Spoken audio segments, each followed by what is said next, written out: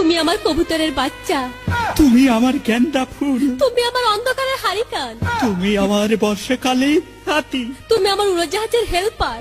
তুমি আমার হিন্দি ছবির নায়িকা। তবে এত বাধা কেন আমাদের? তুমি চাইলেই সব হবে।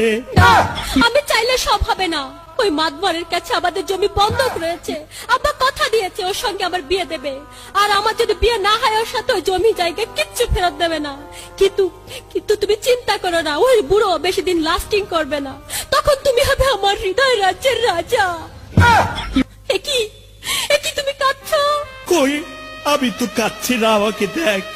আমার বুকে তো কোনো কান্না নেই, তোমার চোখে পানি। চোখে যেন কি পড়লো। আমার কথা শোনো তুমি।